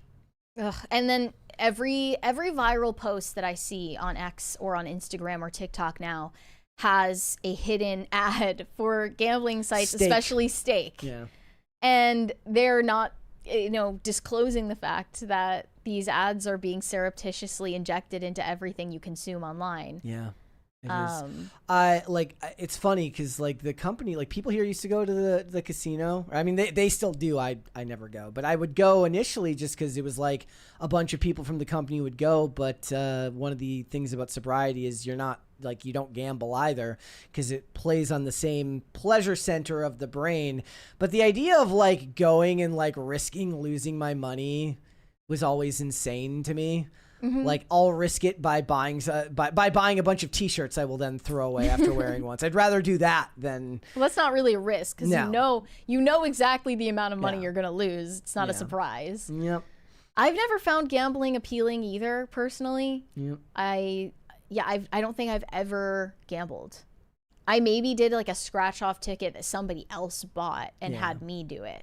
Get it. But I wouldn't even buy those myself. Yeah, and that's the thing. I sold because I used to manage a gas station. I used to work at 2 separate ones, and the amount of the fixed income crowd that would come in and buy scratch offs daily. Now, to be fair, most of them seemed like normal everyday Joes. They had a specific amount they allowed themselves to spend every month unless they won, in which they could put that money back into it. I'm like, so what's the point? Right. And it's just about the pleasure center of the brain being like, oh, look, I won. Mm-hmm. And a lot of those people, they wouldn't actually even play the game. They would just scratch the barcode at the bottom to see if they won. Yeah. It's sad. Taking the superficial joy out of it. And also, not to mention just the outright gambling sites or the gambling apps. It's also injected into every mobile game now, hidden mechanics of gambling to upsell you on different in-game rewards. Let me actually hold on. I got a great. I'm gonna put it. They're even okay. So here's another thing, false advertising. I'm seeing basically completely fake advertisements for mobile games. I never did this, but you download the game and you find out that it doesn't even resemble the game that you saw an advertisement for. It was only meant to funnel people into downloading the app and then getting addicted to gambling on a gambling app. Yeah. I'm gonna put this video in the chat. You people might want you in the chat might want to watch this after the show. I said you people. You people. What do you mean, you people? There's this great video that a YouTuber named Greg Owen, who's about to hit 100K, and you should go subscribe to him right now because I've talked about him extensively on this channel about how they manipulate you into spending, and this is related to video games. And I recommend everybody going and checking that video out after the episode today. But you should go and check it out. It's fantastic. All right. Let's do some super chats. Greg Duvier said, the seating chart was war with my wife and I. I wanted a few reserved seats and the rest open to pick. My wife and mother-in-law picked where everyone sat. I lost. They did more work than needed. Yeah, see, the thing is, everybody that I know that's coming to the wedding, I'm pretty aware of where they are. And I got a message about it, and I knew where my family was going. Mm-hmm. So it didn't go fast, but considering the kind of the meta around the idea of just how complicated the seating chart usually is, I actually thought it was going to be a crazier experience. Do you mean the seating chart for the reception or for the ceremony. For the reception. So there's no seating chart for the... I don't know the answer to that. I don't believe so. Okay. But I could be one. Olivia's going to be scolding me if she's in the chat. I don't want to start anything. I don't know. I'm sure at the very least the first 2 rows probably are for the ceremony. But I'm talking just the tables for the reception. Shane H. Wilder said, if I'm blessed to get married, seating will be easy. Immediate family, best man, maid of honor, and priest up front. Everyone else, battle royale. Yeah, leave it up to them, I would say. Yeah, you don't need to micromanage. It's like, what if we just put everybody by somebody we know they don't like? Then we can make them get along. Yeah. High Voltage 75 said, this Dean Cain thing reminds me when Steven Seagal became a cop for a TV show. Yep, I remember that. Did I say that right? Yep, Seagal. Seagal. Yep. Sorenko Productions said John Leguizamo's pronouns are never was. That's not true. That's a little bit of cope there. He's definitely got a name. Pop Culture Junkie said, wonder, is the term pick me confined to females? Not anymore. Pick me has become like media literacy. It's just used as a cudgel against. Seriously, yeah, it is. It's like, oh, you like something that I don't. You're that other people that or you like something that people I don't like enjoy. Well, F you, pick me. I've said. I mean, I get called a pick me like literally all the time, which is crazy. I made a video on Instagram about how women are dressing in the man repeller outfits and how they're exhausting themselves by like, thinking about men all the time. They're like, oh, you like to look nice? Why don't you just yell, pick me harder? Yeah, and they're like, you need to decenter men. But it's like all the people talking about decentering men are the center of their universe. They're making the basis of it based on men that they don't want. Yes. Greg Duvier said, didn't expect Mary not to like God's Not Dead. Yeah, I hated that movie. I also saw a super chat that pointed out that he's a producer, he's not a director, so I apologize. But he acts a lot God's too. Not Dead. Oh, okay. Well, still, I mean, anyone who had any involvement in God's Not Dead. I didn't see it. That was a mistake. Weren't there a bunch of sequels too? There were sequels that I did not see. I saw the first one and I was like, ugh, like this is not what we needed in like faith-based entertainment. But we've made strides since then, thankfully. Yurishima Otaru said, Dean doesn't direct, he's been a producer on things. Yeah, there it is.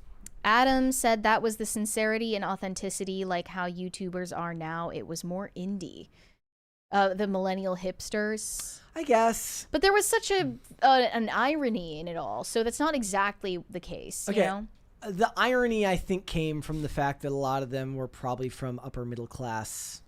And hipsters were also like assholes. Like that was a part of their whole thing is that they one up each other about their indie interests and like how deep of a cut can you. I definitely probably glazed it a little bit too much. I'm like referencing like art house film from like the Soviet era, we need Kino Corner back. I have like a record player and I actually use it. I mean, but that's still a thing, right? Like third wave coffee, maybe. Hipsters popularized third wave coffee. That would have been second wave at that time. It would have been, we'd be in third wave now. What's fourth wave coffee?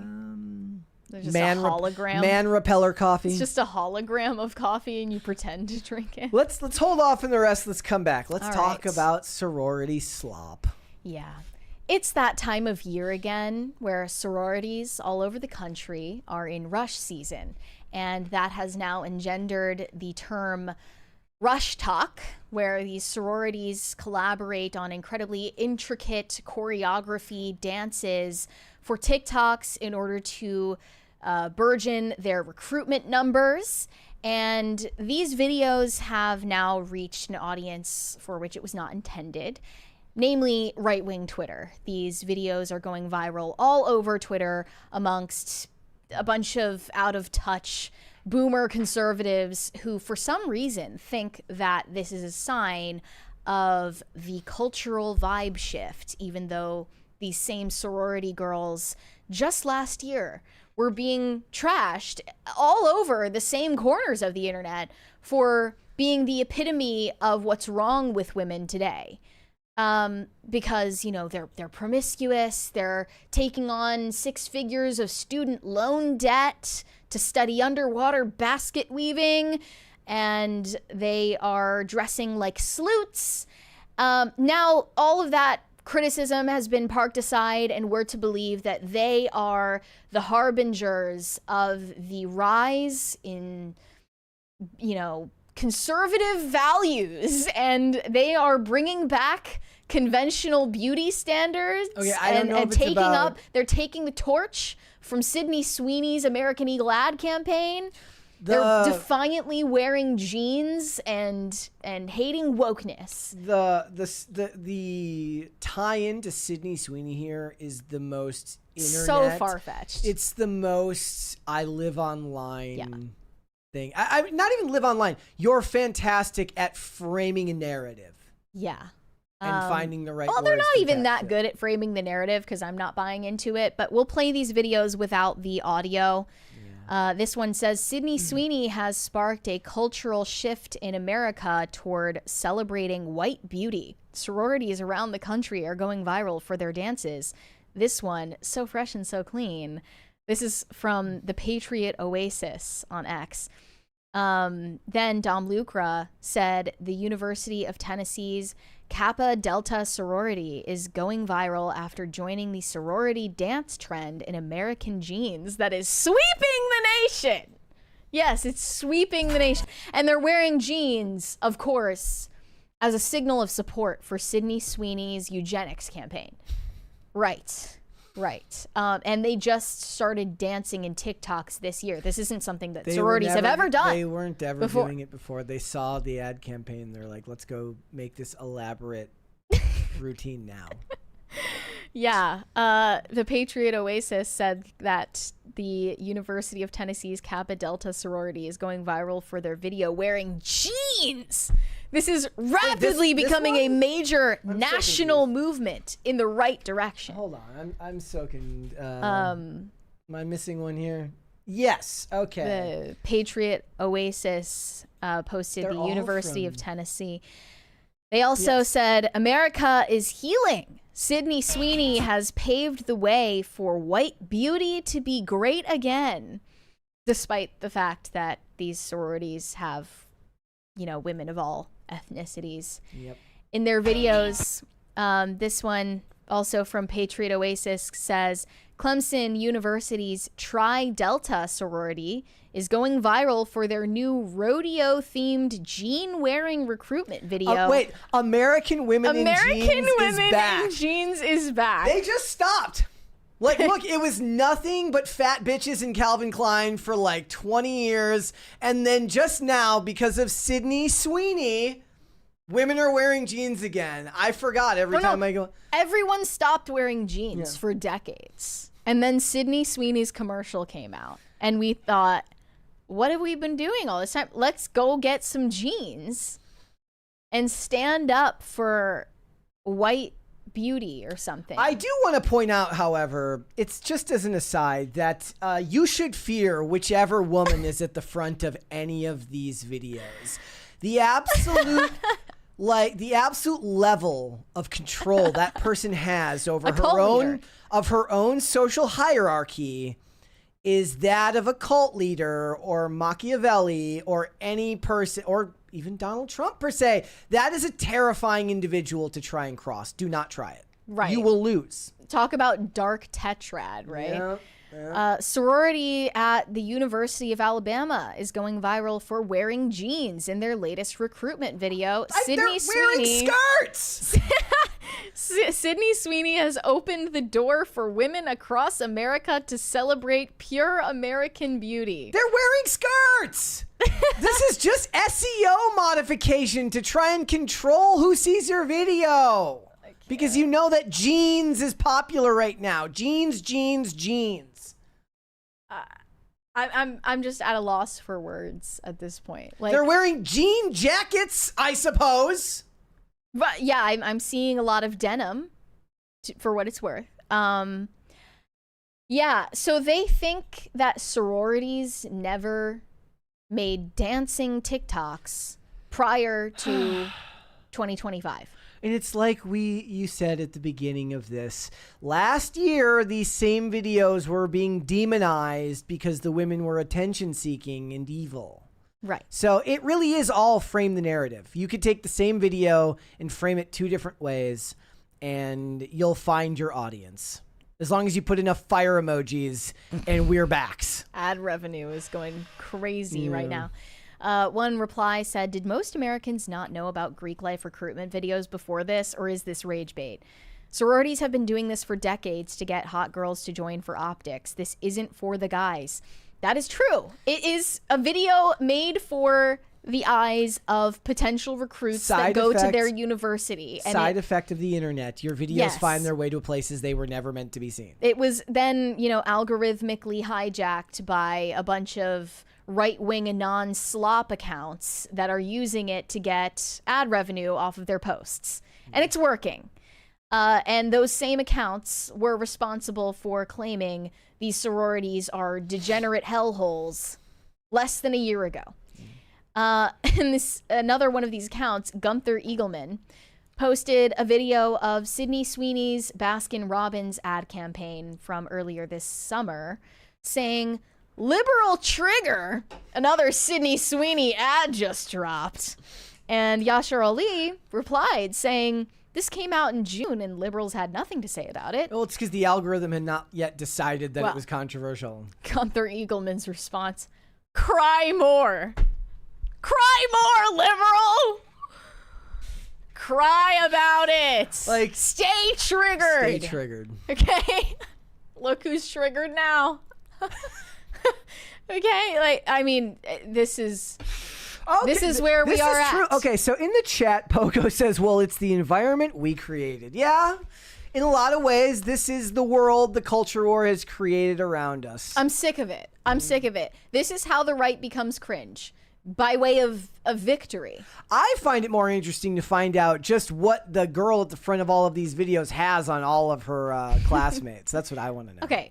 My personal take remains the same as the take I had about sorority dance videos last year, which is that Greek life is a thinly veiled disguise for cults and, yeah, like a lot of degeneracy, a lot of deceit, and sometimes crime that goes on behind the scenes in hazing rituals. And yeah, Greek life is something that you should keep your sons and daughters far, far away from if they're going to college. That's my personal opinion.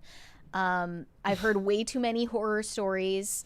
I have shared this before. I met a guy who was the keeper of rituals in his fraternity at a historic university that had, a lot of old wives' tales about their Greek society's cult-like practices. He had been graduated from this university for quite a while by the time we had this conversation. And I said, well, what were the rituals that you were keeping? Like, what were you doing? Couldn't tell you. And he refused to say. And I was like, what do you mean? Like, you don't go there anymore. What's going to happen to you if you tell me? They can't find out. It's not like there's a way to enforce it. Yeah. And he was sworn to secrecy like it was a blood pact. There is some really messed up stuff going on in sororities and fraternities across the country. Not just, paddling each other, but actual crime, sex rituals, orgies, binge drinking, drugs, overdoses, rape, you name it. They're fully having freak-offs, and it's an open secret. That's not what people are triggered about. No. At the moment. Just remember that it's all about framing the editorial, which is like, these are two things that have nothing to do with each other. Sydney Sweeney's ad campaign and these girls TikToks wearing denim. And these girls wearing denim.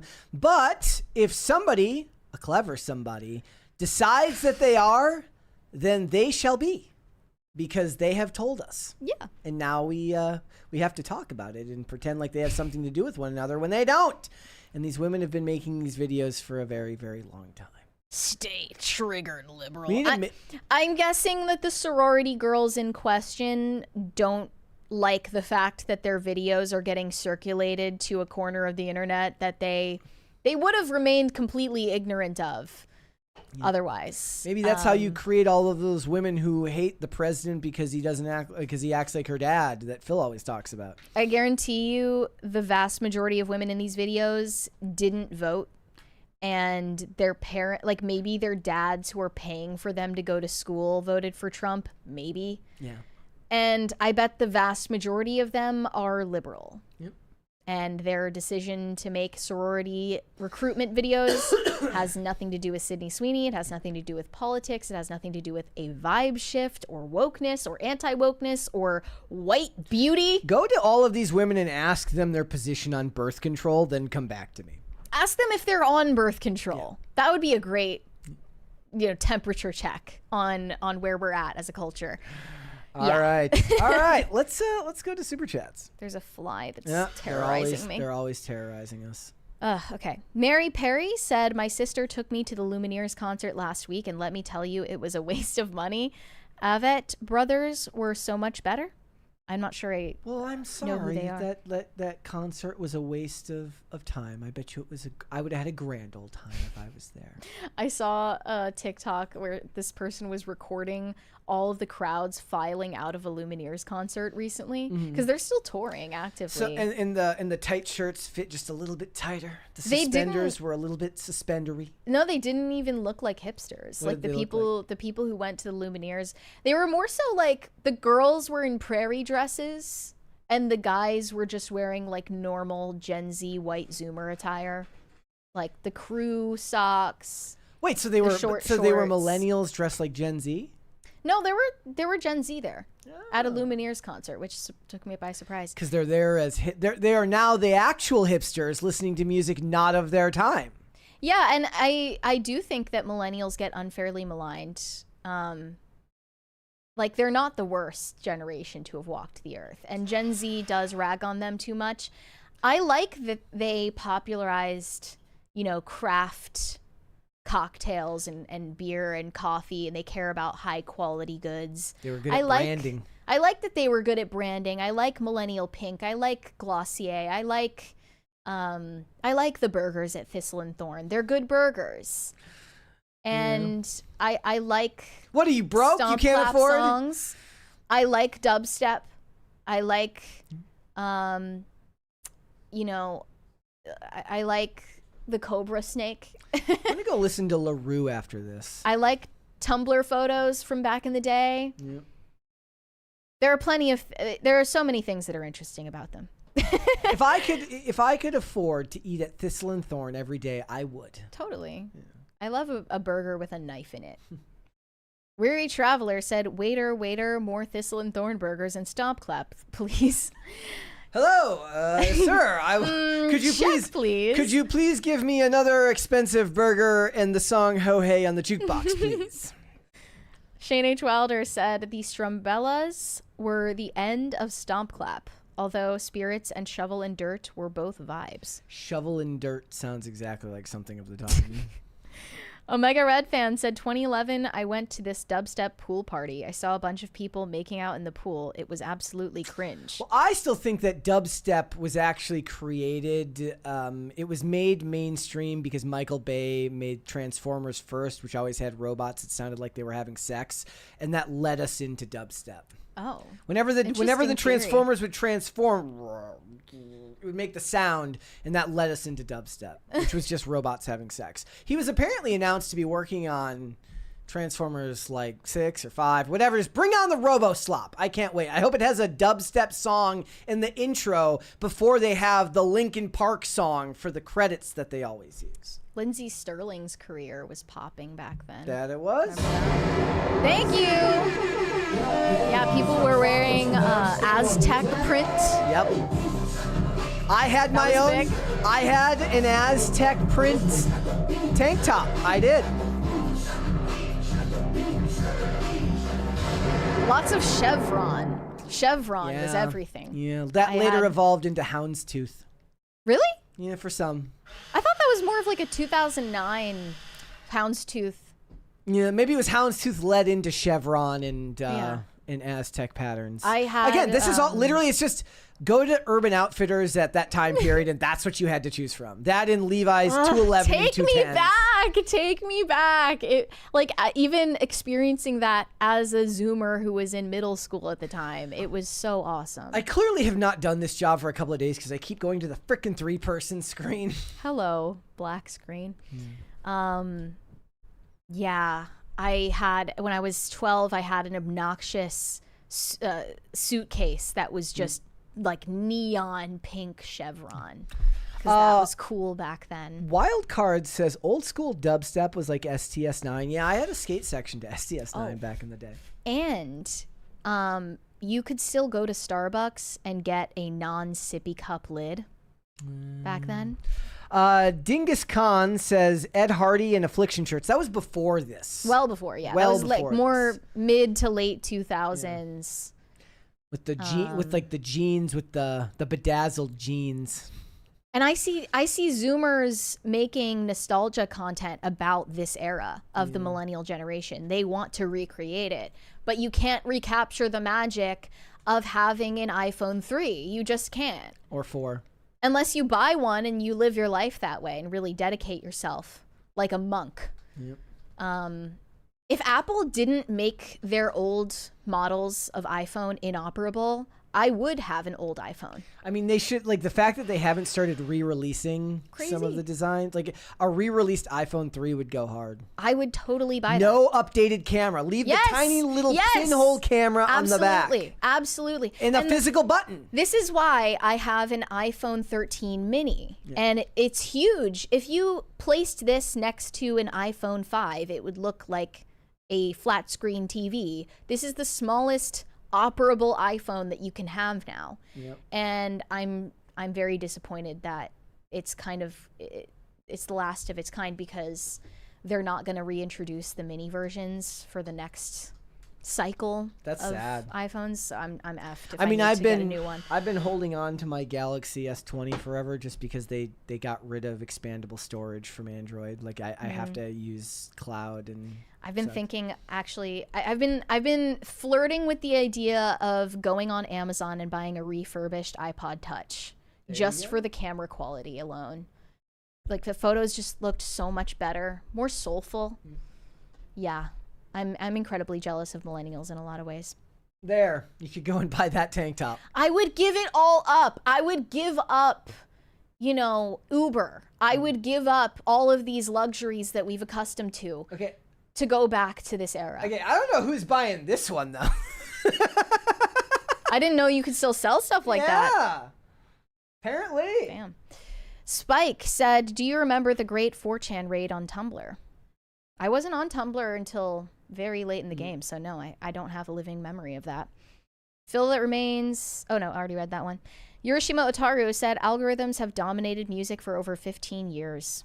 Yes, but the thing is at that time, you still got your music. Like, again, I got my music from like websites that upload. Like Earmilk was a site that would upload all of these mashups of like hip hop songs with electronic songs, and it was great and it was awesome, and it still felt somehow like you were finding it on your own, even if you were still being subtly manipulated behind the scenes. And it was a subculture that I had to find my way to. For me, I found it through people in skating, people else that were into that either because they DJ'd or they worked in the industry. So I still found my way to it in what felt like an organic fashion. Yeah, there were also the DJ Earworm top 40 mashup music videos. Still makes those. And why is it that parody music videos fell off a cliff? I don't know. Bart Baker? Anyone? Parody now is Jelly House doing the modern day, slop versions of songs. I think it's because music videos used to have more relevance. Like, everyone saw the Wrecking Ball music video in 2012 or whatever that was. And nobody cares anymore. Grizzly Blue said... No, they just look for the lyric video one. Yeah. Yeah. Or fan edits on TikTok. Grizzly Blue said, if you want millennial cringe, look up the crunkcore band Broken Side. Do not slander Broken Side. I will have none of it. I still listen to Broken Side. I discovered Broken Side because I am a little MySpace historian. I started listening to Broken Side in like 2018, but like well after they were no longer relevant. But that is not cringe. I love crunkcore. I love crabcore. Yeah, don't slander them. Weary Traveler said, according to I already read that one. Corn Pop sent us a kiss emoji and eyeballs. Okay. Corey Anderson said, "Do it, lady." I don't know what you're referring to. Vintage Obey, gray and orange vest. Wore a lot Buy of it. Do Obey. it. Yeah. Do the thing. Not that John Stewart said, "Oh, that ring thing." Yeah, I don't care. That's okay. It's probably better that you don't care. There you go. Obey propaganda. Nice. Yep. Remember Domo? Yep. That was a good era. Flack McFay said, hipsters were bad. Disco was evil incarnate. I don't think that we were alive for the heyday of disco. I was not alive for disco. Yeah. Bookstore Thor said, Gen Z can't afford to date, but they can gamble. That's why they can't afford to date. Maybe that's why. Well, with whatever pocket money they have. Maybe they should.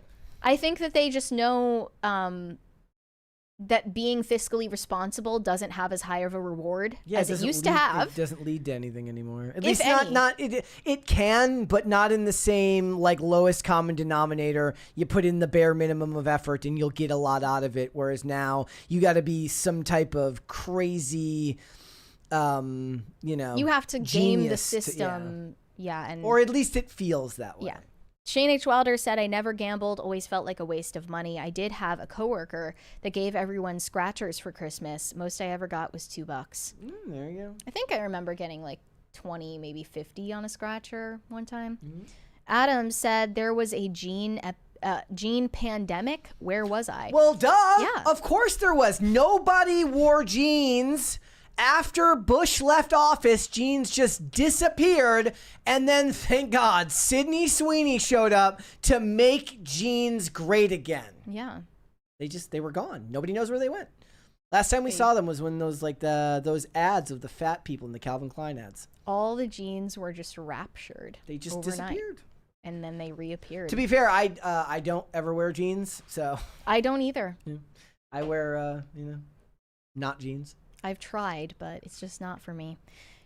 Shane H. Wilder said everyone was talking about making a slasher film starring Mary after High Heels Gate. So I made a movie poster for Bloody Mary. She only thinks about fashion and death, and her fashion is to die for. Yeah, that was my own little gate of sorts. Yeah, do you want to tell everybody what happened? Again, guys, we need 2 more crisis parties if we want to talk about Ringgate tomorrow. I wore some really uncomfortable shoes on Friday. Not high heels. They were not high heels, for the record. They are flats. And I injured my feet badly. Fashion is pain. My ankles were bleeding so bad. I didn't even know that they were that bad until I took the shoes off and I saw the blood stains on the ankles. And I was like, damn, I really did that to myself, didn't I? And I now have bandaged heels for probably the next week before that goes away. That's rough. Brought it on myself. But I posted the picture of my shoes, and all I said was, ouch. And the replies that I got were kind of insane. Like, what were they? It became a discourse about how, like, okay, first of all, there were men who were replying saying, oh, here you go again, blaming men, right? Because we're forcing you to wear these shoes, huh? And then all these other guys were like, why do women wear high heels? Men find it unattractive, which is a lie. And again, I wasn't even wearing high heels. Mm-hmm. And I felt like it was a bit of an overreaction. In fact, okay, this was the craziest response by far. Here was, okay, firmly convinced that 99% of female dress footwear is some evil Jewish macabre torture dungeon bullshit designed to give the highest amount of pain before women stop wanting to wear it. Like, Do you think that's a bit of an overreaction, or is it just me? The internet is a problem. Like, and the people saying like, oh, here we go, blaming men, right? Like, you're schizophrenic. Nobody said that. Yeah. Literally no one. No one blamed men. I didn't even say anything. I just said, ouch, because it hurt and it was funny. Yeah. Why can't anything just be what it is now? Corey Anderson said, is there a black purse in here? What? In where? In where? In this room? In the chat, what did I see here? Charlie Stevenson says, short men worry that women wear high heels. Is it about that? Is it about the height difference thing? I don't know. I think that they were... I'm sorry. If you say that you find it unattractive when women wear heels, you're lying. Yeah, you're lying. You're lying. Okay? That's just... and that's fine. But, you know, I'm not buying your narrative. Shane H. Wilder said, Shovel and Dirt literally has a refrain where the singer sings, I put a banjo up into the sky, it keeps us moving, over and over. It's like, shut up, loser. Nobody wanted to hear banjos until this music was popular again. Yeah, I feel like that guy from Mumford & Sons getting canceled was kind of the definitive death knell of hipsterism. Yeah, I was on an episode of IRL with him. I was going to ask him about Stomp Clap, but we were too busy. Yeah, busy talking about politics when you could be talking about something actually important. Weary Traveler said Mary's a millennial at heart. It's true. I would agree with that. I wish that I came of age with the millennial generation, and I feel robbed. Yeah. To be a college student before social media, to, you know, have a flip phone, period. Like, I had a flip phone when I was like 8 years old. My first phone to call my parents in an emergency, but to have a flip phone as an adult, like then I had the one. It was called like the Envy that slid up.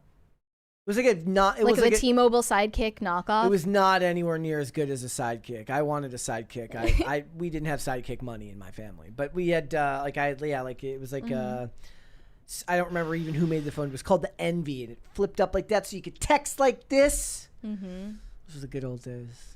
Yeah. Corey Anderson said, I went tubing at Harper's Ferry today. Good times. Cool. That is fun.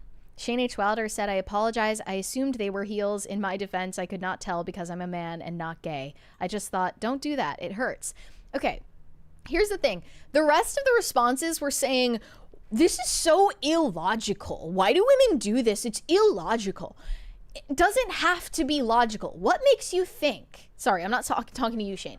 What makes you think that women's fashion needs to make sense to you?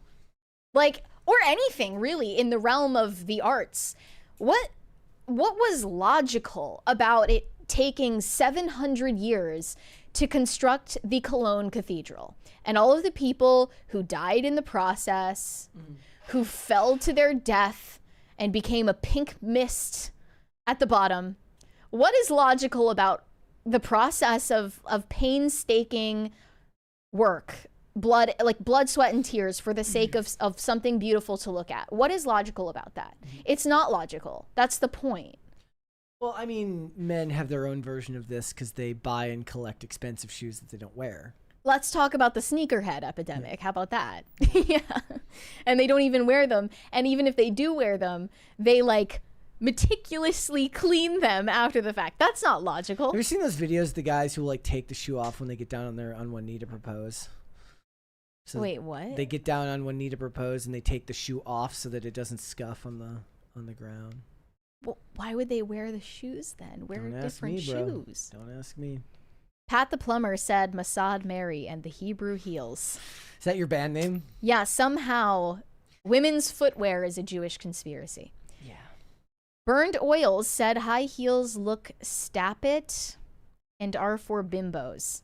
What? That is a stappit take. Okay. Plenty of women wear heels that are not bimbos. Who are not bimbos. maybe if you wear like stripper heels, it could make you look like a bimbo. You're edging towards porn brain with that aspect of it. Yeah. So, all right. Before we go, well, actually, no. I suppose we can give them one more chance. We still need the 2 more crisis parties. Perhaps we'll get there. But hit the like button on this video, this live stream, and subscribe to the channel if you are new here and you have not subscribed here yet already. I want to thank you guys all for coming back to us today because we did miss 2 days last week. So thank you guys for showing back up today. And Mary will be out of town Wednesday through Friday this week. Yes. She's going to be at the high heel factory making her own custom high heels. Right. To finally end this travesty that is injuring women's feet.